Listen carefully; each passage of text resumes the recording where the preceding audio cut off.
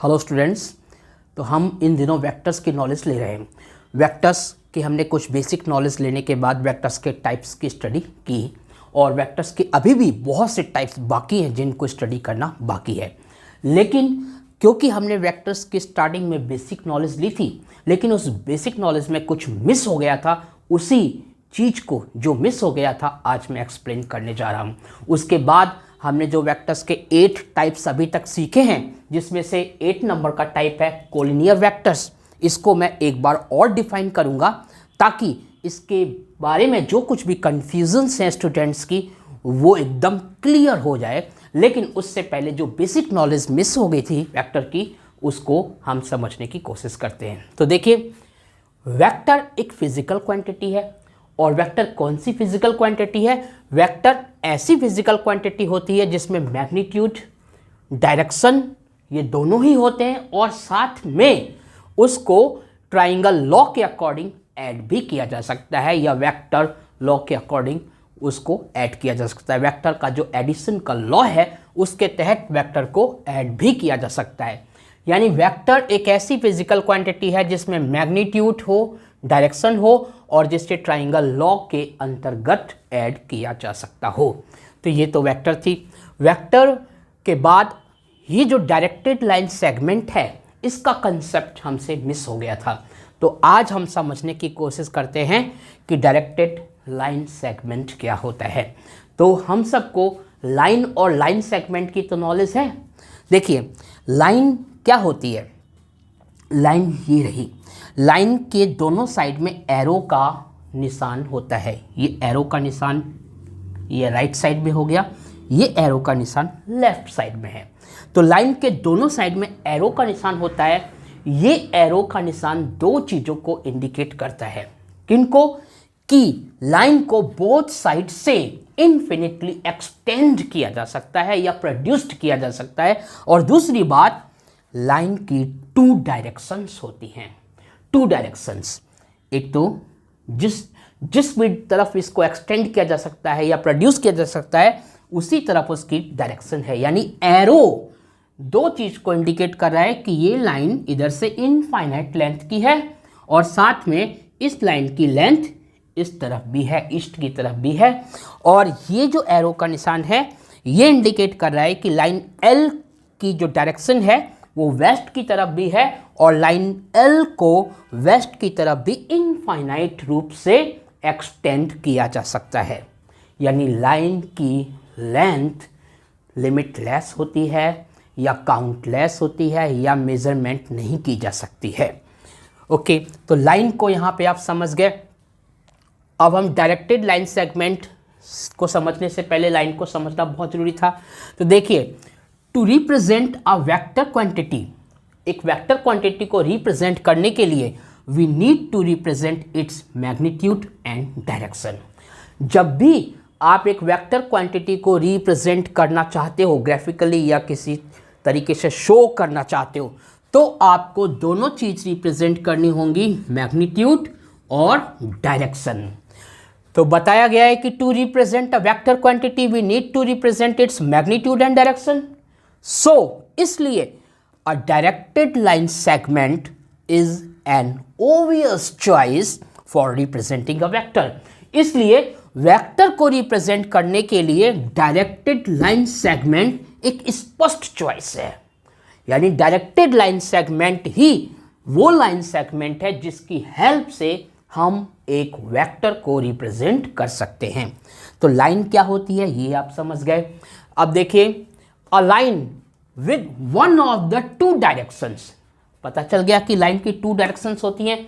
तो यहां कहा जा रहा है कि एक लाइन जिसकी 2 डायरेक्शंस में से कोई एक डायरेक्शन हो, a line with one of the 2 directions prescribed is called a directed line। यानी डायरेक्टेड लाइन, अभी मैं डायरेक्टेड लाइन सेगमेंट की बात नहीं कर रहा, डायरेक्टेड लाइन की बात कर रहा हूं। तो डायरेक्टेड लाइन वो लाइन है जिसकी 2 डायरेक्शंस में से कोई एक डायरेक्शन प्रिस्क्राइब्ड हो। तो a line with one of the 2 directions prescribed is called a directed line. जैसे ये देखिए, लाइन एल, इसकी एक डायरेक्शन आप ईस्ट की तरफ भी ले सकते हो। तो इस डायरेक्टेड लाइन की केवल वन डायरेक्शन प्रिस्क्राइब्ड है, केवल वन डायरेक्शन प्रिस्क्राइब्ड है इस लाइन की, यानी इस लाइन की डायरेक्शन किधर है, ईस्ट की तरफ, और इस लाइन की डायरेक्शन भी केवल एक तरफ प्रिस्क्राइब्ड है। टू डायरेक्शंस में से only one direction is prescribed. तो इसकी डायरेक्शन किधर है, वेस्ट की तरफ। तो ये भी ऐसी लाइन एल है जिसमें वन डायरेक्शन है, और ये भी एक ऐसी लाइन है जिसमें वन डायरेक्शन है, यानी इस लाइन एल की केवल एक डायरेक्शन शो की गई है और इस लाइन में भी केवल एक डायरेक्शन शो की गई है। तो दीज आर डायरेक्टेड लाइंस। ये दोनों ही, चाहे आप इस लाइन एल को लो या इस लाइन एल को लो, ये दोनों ही लाइन क्या हैं, डायरेक्टेड लाइंस हैं। अब देखिए, now if we restrict the line L, ये जो लाइन एल है इनकी बात हो रही है, if we restrict the line L to the line segment A B, अगर हम इस लाइन एल को लाइन सेगमेंट ए बी तक फिक्स कर दें, then a magnitude is prescribed on the line L with one of the two directions. तो दो directions में से एक डायरेक्शन तो है, इसकी एक डायरेक्शन है, लेकिन इसका मैग्नीट्यूड हमें नहीं पता। तो अगर हम इसका क्या कर दें, मैग्नीट्यूड फिक्स कर दें। कैसे मैग्नीट्यूड फिक्स कर दें, 2 पॉइंट्स ले लें, 2 पॉइंट्स ले लें इसका, और एक पॉइंट ए मान लेते हैं, दूसरा पॉइंट बी। तो पॉइंट ए से पॉइंट बी तक एक डेफिनेट लेंथ हो गई, और वो डेफिनेट लेंथ ही ए बी जो है वो मैग्नीट्यूड है किसका, लाइन सेगमेंट ए बी का। तो यहां बोला गया है, now if we restrict the line L to the line segment A B, then a magnitude is prescribed on the line L with one of the two directions, जिसमें two directions में से केवल एक डायरेक्शन होगी, सो that, जिससे कि we obtain a directed line segment, जिससे कि हम एक डायरेक्टेड लाइन सेगमेंट ऑब्टेन करेंगे। तो डायरेक्टेड लाइन सेगमेंट को कैसे डिफाइन करोगे, what is the definition of a directed line segment. तो a directed line segment has magnitude as well as direction. और किस तरीके से रिप्रेजेंट करोगे, ये डायरेक्टेड लाइन सेगमेंट है जिसे रिप्रेजेंट किया गया है। इसी लाइन को आप दो तरीके से ले सकते हो। मैंने मान लो ये फर्स्ट वाली उठा ली, अब इस लाइन में ये लाइन एल है, ओके, ये लाइन एल है, इस लाइन पे मैंने एक पॉइंट ए लिया, दूसरा पॉइंट बी, तो ए से बी तक एक मैग्नीट्यूड रिप्रेजेंट हो रहा है। ए से बी तक एक फिक्स्ड लेंथ हो गई, जो फिक्स्ड लेंथ ए से बी तक का मैग्नीट्यूड रिप्रेजेंट कर रहा है, और इसकी डायरेक्शन भी रिप्रेजेंट हो रही है। तो डायरेक्शन भी रिप्रेजेंट हो रही है, मैग्नीट्यूड भी रिप्रेजेंट हो रहा है। डायरेक्शन और रिप्रेजेंट दोनों, डायरेक्शन और मैग्नीट्यूड दोनों रिप्रेजेंट हो रहा है। क्योंकि दोनों रिप्रेजेंट हो रहा है तो ये बन गई डायरेक्टेड लाइन सेगमेंट। ये डायरेक्टेड लाइन सेगमेंट हो गई। मान लीजिए अब ये डायरेक्टेड लाइन सेगमेंट है, तो ये एक वेक्टर को रिप्रेजेंट कर रहा है, और वो वेक्टर हो गया vector A B. Vector A B इस तरीके से आप लिख सकते हो, वेक्टर ए बी, ये वेक्टर ए बी को रिप्रेजेंट कर रहा है। अब मान लीजिए वेक्टर ए बी को हम लेट कर लेते हैं, ये स्मॉल लेटर में ए और ये स्मॉल लेटर में वेक्टर ए, इसको लेट हमने कर लिया। तो vector A B is equal to vector A. तो ए से बी तक ये वेक्टर ए है जिसे हमने स्मॉल लेटर में लिखा है, या हम इसे डायरेक्ट वेक्टर ए बी मान सकते हैं। अब देखिए एरो जो है, एरो बी की तरफ इंडिकेट कर रहा है, इसका मतलब इनिशियल पॉइंट ए है, और जिस तरफ एरो है और जो पॉइंट बी है, ये पॉइंट बी फाइनल पॉइंट है जिसको हम टर्मिनल पॉइंट कहेंगे। तो initial point A and final यानी टर्मिनल पॉइंट बी, और ए से बी तक जो टोटल लेंथ है वो वेक्टर ए बी का मैग्नीट्यूड है, और इसे हम स्मॉल वेक्टर ए बी, मतलब स्मॉल नहीं बोलेंगे, मतलब इस तरीके से रिप्रेजेंट हमने किया है, इसे हम पढ़ेंगे तो इसी तरीके से वेक्टर ए, ये वेक्टर ए है, और इसको हम वेक्टर ए बी भी इस तरीके से बोल सकते हैं। तो देखिए magnitude of vector A B is equal to magnitude of vector A is equal to magnitude of vector A B, magnitude of vector A B. और ये यानी ये मैंने magnitude of vector A B लिख दिया है, लेकिन इसको अगर आप रीड करोगे तो शायद मैग्नीट्यूड ना करो, इसको आप क्या बोलोगे, इसको आप बोलोगे modulus of vector A B is equal to modulus of vector A is equal to magnitude of vector A B. और ये magnitude of vector A B क्या है, लेंथ ऑफ ए बी। और ये लेंथ ऑफ ए बी क्या है, distance from point A to point B, point A से point B की डिस्टेंस या distance between A and B, इस तरीके से भी बोल सकते हो। तो यहाँ पे ये जो कंसेप्ट हमसे, जो एक बेस कंसेप्ट था वेक्टर का, जिसे हम कहते हैं इनिशियल नॉलेज ऑफ वेक्टर की, वो मिस हो रही थी, तो आज उसे मैंने रिप्रेजेंट किया। अब हम वेक्टर्स के कुछ और टाइप्स पढ़ेंगे, लेकिन जो हमने लास्ट टाइप पढ़ा था कोलिनियर वेक्टर्स, उसको एक बार और डिफाइन करते हैं। लेकिन उसको डिफाइन करने से पहले हम समझेंगे कि सपोर्ट क्या होता है और सेंस क्या होता है। सेंस और सपोर्ट ये ऐसी टर्म्स हैं जो वेक्टर के केस में यूज होती हैं, तो इनको समझना भी बहुत ज़रूरी है। आइए सबसे पहले लेंथ को समझने की कोशिश करते हैं। वैसे तो लेंथ हम सभी जानते ही हैं लेंथ क्या होती है, लेकिन फिर भी लेंथ के कंसेप्ट को समझने की कोशिश करते हैं। द डिस्टेंस, खास तौर से यहाँ न्यूमेरिकल वैल्यू की बात हो रही है। The distance between the end points A and B of a directed line segment A B is called its length. तो डायरेक्टेड लाइन सेगमेंट के एंड पॉइंट्स, यहाँ पे एंड पॉइंट्स किसको माना गया, एंड पॉइंट को आपको यहाँ पे टर्मिनल पॉइंट को भी एंड पॉइंट्स कहा गया है। तो पॉइंट ए से पॉइंट बी के बीच की जो दूरी है उसको यहाँ पे एंड पॉइंट्स कहा गया है। तो बोला गया the distance between the end points A and B of a directed line segment A B is called its length. ये लेंथ के कॉन्सेप्ट्स को आप समझ गए। अब देखिए, इसका मतलब है कि that implies length of directed line segment A B is equal to modulus of A B, और आप ये भी कह सकते हो modulus of vector A B. तो here modulus of A B is equal to modulus of B A. ये आपको पता है कि mod value of A B must be equal to mod value of B A. तो implies length of directed line segment A B is equal to length of directed line segment B A. यानी directed line segment A B की जितनी length होगी उतनी ही directed line segment B A की length होगी। क्यों? क्योंकि लेंथ यहाँ पे, लेंथ में डायरेक्शन का कोई रोल नहीं है। लेंथ उतनी ही होगी जितनी आप ए से बी तक मेजरमेंट करोगे या बी से ए तक मेजर करोगे, तो लेंथ सेम रहेगी। दूसरा कंसेप्ट आता है सपोर्ट का। सपोर्ट का दूसरा कंसेप्ट आ रहा है, तो सपोर्ट को समझिए। सपोर्ट क्या होता है? Support of a directed line segment A B. Directed line segment को हम इस तरीके से रिप्रेजेंट करते हैं। तो support of a directed line segment A B is the line containing the points A and B.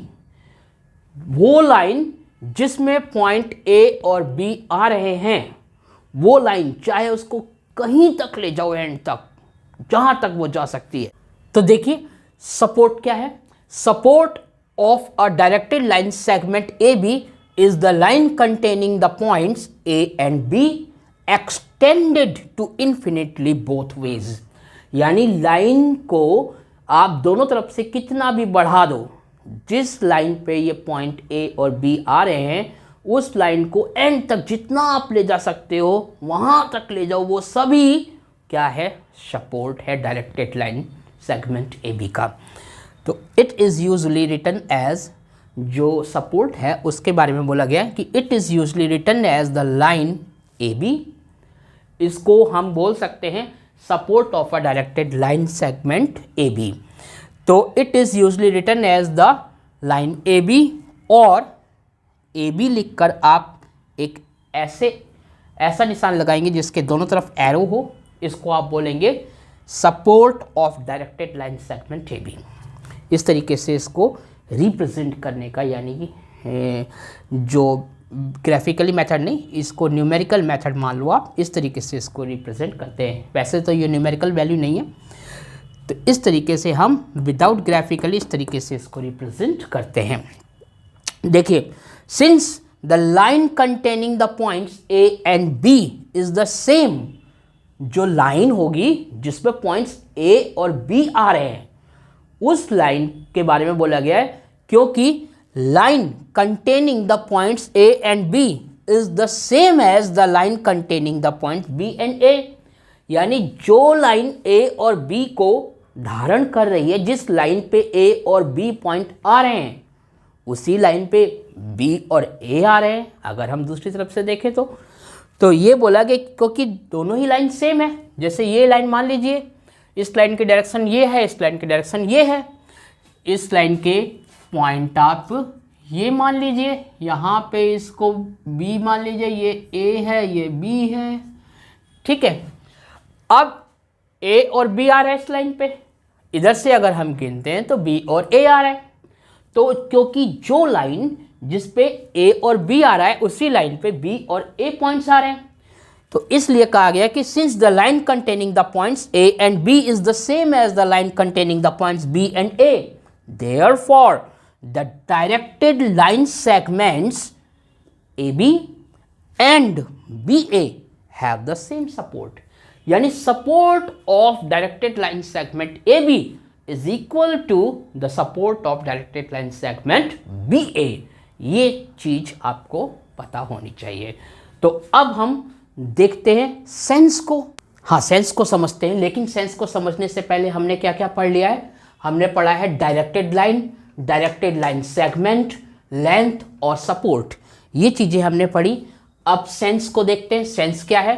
Sense of a directed line segment A B is from A to B, that is from the initial point to the final point. Sense के बारे में बोला गया है कि directed line segment A B का जो sense है वो ए से बी है, यानी इनिशियल पॉइंट से फाइनल पॉइंट के बीच का है sense. That is, this means that the sense of directed line segment BA is opposed to that of directed line segment AB। क्योंकि सेंस यहां पे A से डायरेक्टेड लाइन सेगमेंट, अगर AB की बात करें, उसके सेंस की बात करें, डायरेक्टेड लाइन सेगमेंट AB के सेंस की अगर हम बात करते हैं, तो उसका सेंस A से B तक होगा। A से लेके B की ओर सेंस होगा, यानी A से B तक होगा। तो क्योंकि अगर ऐसा है तो यहां पे बोला गया दिस मीन्स दैट, इसका अर्थ है कि the sense of directed line segment B A is opposed to that of directed line segment A B, as the initial point of directed line segment A B is the final point of directed line segment B A. यानी यहां पे sense का मतलब एक तरीके से direction हो गई, यानी डायरेक्शन ही सेंस है। क्यों? क्योंकि यहां पे सेंस क्या बता रहा है? ए से बी, किसका? Directed line segment A B का। तो डायरेक्टेड लाइन सेगमेंट का सेंस ए से बी की ओर है। अगर directed line segment A B का सेंस ए से बी की ओर है, इसका मतलब अगर हम directed line segment B A लेते हैं तो इसका सेंस बी से ए की ओर होगा। यानी directed line segment B A का सेंस और directed line segment A B का सेंस दोनों अपोजिट सेंस होंगे। तो यहां पे यही बताया गया है कि ये अपोजिट सेंस हैं। तो इसका मतलब है कि sense of directed line segment B A is opposed to that of directed line segment A B, as the initial point of directed line segment A B is the final point of directed line segment BA and vice versa। और इसी को आप दूसरे तरीके से उल्टा करके start कर दो, AB की बजाय आप BA से स्टार्ट कर दो, तो vice versa मतलब दूसरे सेंस में, अपोजिट सेंस में। तो thus we observe that, इस प्रकार हम देखते हैं कि the two directed line segments directed line segment AB and directed line segment BA have equal length. Directed line segment AB और डायरेक्टेड लाइन सेगमेंट BA की लेंथ्स इक्वल होती हैं. सेम सपोर्ट, सपोर्ट दोनों का सेम होता है but opposite sense, लेकिन दोनों के जो सेंस हैं वो अपोजिट होते हैं, यानी दोनों की डायरेक्शन अपोजिट होती हैं. तो the end points of a directed line segment are not interchangeable. इसलिए किसी डायरेक्टेड लाइन सेगमेंट्स के जो एंड पॉइंट्स होते हैं वो नॉट इंटरचेंजेबल, यानी इंटरचेंजेबल नहीं होते. उनको हम ये नहीं कि अगर हम एंड पॉइंट B है और इनिशियल पॉइंट A है तो हम A की जगह B को रख सकते हैं और B की जगह A को, ऐसा नहीं है. आइए अब कोलिनियर वेक्टर्स के बारे में पढ़ते हैं. वैसे तो कोलिनियर वेक्टर्स को हमने पिछले वीडियो में समझा था, लेकिन एक बार और समझते हैं ताकि कोई कन्फ्यूज़न ना रहे कोलिनियर वेक्टर्स के बारे में.